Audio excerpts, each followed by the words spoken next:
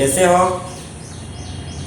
चलो आ जाओ। आज अपन पढ़ेंगे 11वीं बायो। पहले पढ़ा था अपन ने कोशिका के बारे में पढ़ लिया था, और आज भी कोशिका के जो सेकेंड पार्ट है उसके बारे में पढ़ेंगे। उसमें विभिन्न अंग पाए जाते हैं, उनके बारे में पढ़ेंगे।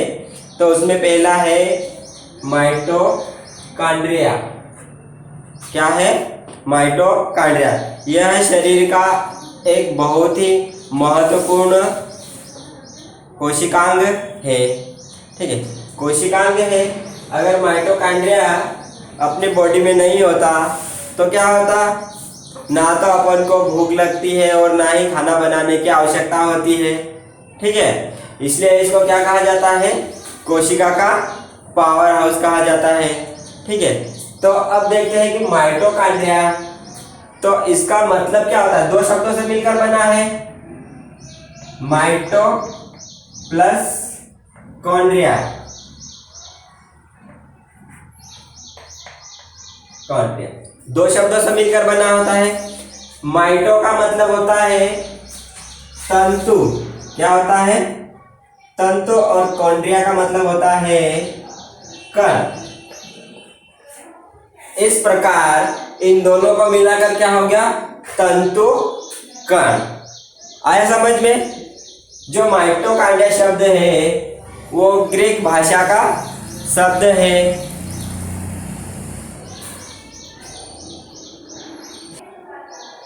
अब देखते हैं कि माइटोकॉन्ड्रिया है वो सबसे पहले उसकी खोज किसने करी है? तो माइटोकॉन्ड्रिया की खोज सबसे पहले कोलिकर नामक वैज्ञानिक ने की थी। कब करी थी?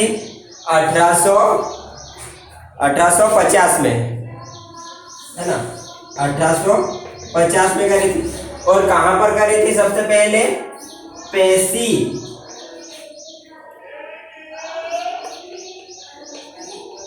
कोशिकाओं में। सबसे पहले कहां करी थी? पेशी कोशिकाओं में करी थी माइटोकॉन्ड्रिया की खोज। अब इसके बाद माइटोकॉन्ड्रिया नाम किसने दिया? माइटोकॉन्ड्रिया नाम बेंडा नामक वैज्ञानिक ने दिया। बेंडा नामक वैज्ञानिक ने दिया 1897 में। कब दिया? 1897 में। अब देखो आगे, देखो कब करा था इन्होंने? 1897 में। जो बेंडा नामक वैज्ञानिक थे, इन्होंने माइटोकॉन्ड्रिया का एकदम विस्तृत अध्ययन किया और इन्होंने बताया कि इसका नाम क्या दे दिया? माइटोकॉन्ड्रिया नाम दिया। अब इसके बाद देखो 1882 में फ्लेमिंग नामक वैज्ञानिक आए और उन्होंने कहा कि इसे तंतुवत रचना के रूप में बहुत ही कोशिकाओं में देखा, और उन्होंने क्या नाम दिया? फीला नाम दिया। क्या नाम दिया? फीला। किसने दिया? फ्लेमिंग ने। फ्लेमिंग नामक वैज्ञानिक ने क्या नाम दिया? फीला नाम दिया। अब इसके बाद देखो कि जो माइटोकॉन्ड्रिया है वो कहा जंतु कोशिका, एनिमल और प्लांट दोनों में पाया जाता है। लेकिन जो बैक्टीरिया है और आरबीसी है उसमें माइटोकॉन्ड्रिया नहीं पाया जाता है। अब इसके बाद इसकी संरचना देखते हैं अपन माइटोकॉन्ड्रिया की। चलो अब देखो स्ट्रक्चर।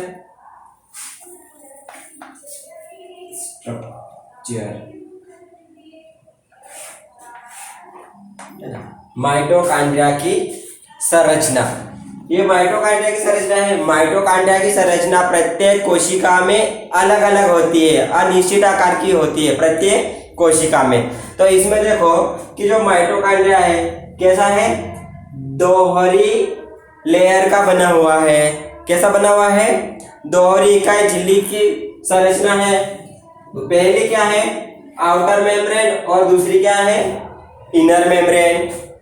आउटर मेम्ब्रेन और इनर मेम्ब्रेन, ये आउटर है और ये इनर है। इन दोनों के बीच में 75 एंगस्ट्रॉम की दूरी होती है। कितनी होती है? 75 एंगस्ट्रॉम की क्या होती है? दूरी होती है दोनों लेयरों के बीच में।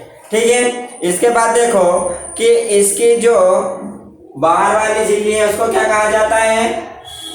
इनर मेम्ब्रेन, और अंदर वाली को आउटर मेम्ब्रेन कहा जाता है। अब इन दोनों झिल्लियों के बीच क्या होता है? एक गाढ़ा क्या है? द्रव भरा होता है। इस द्रव को पेरिकॉन्ड्रियल कहा जाता है। और इसकी जो अंदर में उंगलियों के समान संरचना पाई जाती है, ये वाली, तो इसको क्या कहा जाता है? मैट्रिक्स कहा जाता है। ठीक है, और इसमें बहुत सारी संरचनाएं और छोटी छोटी होती है ये, तो उनको क्या कहा जाता है? किस्ट्री कहा जाता है। इसमें जो कोशिकांग में जो गाढ़ा द्रव पाया जाता है उसमें विभिन्न प्रकार के क्या पाए जाते हैं? अंग पाए जाते हैं, जैसे डीएनए है, ठीक है, आरएनए है। इस प्रकार से जो संरचनाएं पाई जाती है, तो इस प्रकार की जो संरचना है वो क्या करती है? अपने अंदर एनर्जी को क्या करती है? स्टोर करके रखती है, जिस कारण से माइटोकॉन्ड्रिया को का क्या कहा जाता है? कोशिका का पावर हाउस कहा जाता है। ठीक है, और इसमें जो एनर्जी होती है वो कैसी होती है? एटीपी के रूप में क्या होती है? संचित रहती है। एटीपी का मतलब क्या होता है? Adenosine triphosphate. इस रूप में एनर्जी को स्टोर करके रखता है। जब अपनी बॉडी में एनर्जी की क्षमता कम हो जाती है, तब जो माइटोकॉन्ड्रिया अपनी बॉडी में एनर्जी स्टोर करके रखता है, तो वो अपनी बॉडी को सप्लाई करता है, जिस कारण से अपनी जो भूख लगती है वो क्या होती है? नष्ट हो जाती है। अगर अपन भोजन को समय समय के अनुसार नहीं खाते हैं, तो ये जो जितनी एनर्जी स्टोर करके रखता है वो धीरे धीरे अपनी बॉडी को देता रहता है। और जिस प्रकार से जो एनर्जी की इसमें कमी हो जाती है, जिस प्रकार से क्या होता है कि मनुष्य का शरीर दुबला होते जाता है। देखा होगा जब आपको अचानक भूख लगती है तो क्या होता है? माइटोकॉन्ड्रिया पेट में क्या होता है? उछलने लगता है कि मुझे खाना चाहिए, है ना, भोजन चाहिए, जिससे मेरी एनर्जी खत्म न हो। अगर माइटोकॉन्ड्रिया अपने शरीर में नहीं होता तो क्या होता? अपन को ना तो काम करने की आवश्यकता पड़ती, ना खाना बनाने की आवश्यकता पड़ती, और ना ही किसी चीज की आवश्यकता पड़ती। आदमी आराम से क्या होता है? लेटे लेटे सोए रहता बिस्तर पे, है ना। इसलिए क्या है? एक अपने शरीर का बहुत महत्वपूर्ण अंग है। इसके बारे में आपको अगले वीडियो में बताऊंगा, इसकी जो आंतरिक संरचना है, ठीक है, और इसके जो कार्य क्या क्या है। चलो कार्य देख लो इसमें कि कार्य क्या क्या होता है ना। माइटोकॉन्ड्रिया का कार्य क्या होता है कि ये प्रोटीन संश्लेषण का करता है। क्या करता है? प्रोटीन संश्लेषण करता है। प्रोटीन का सिंथेसिस या संश्लेषण, क्या बोलते हैं? संश्लेषण करता है। ठीक है, ये पहला कार्य है। और दूसरा कार्य क्या है? ये अंडों का योग शुक्राणुओं का मध्य भाग है। अंडों का योग, अंडा देखा है सभी ने, जिसके अंदर पीला जो कलर पाया जाता है, पीला, और उसकी संरचना कैसी होती है? गोल, उसमें पाया जाता है। तीसरा कार्य क्या है? यह संश्लेषण क्रियाओं का नियंत्रण करता है। ठीक है, 3 कार्य बहुत है। अब आगे का चैप्टर अगले वीडियो में बताऊंगा।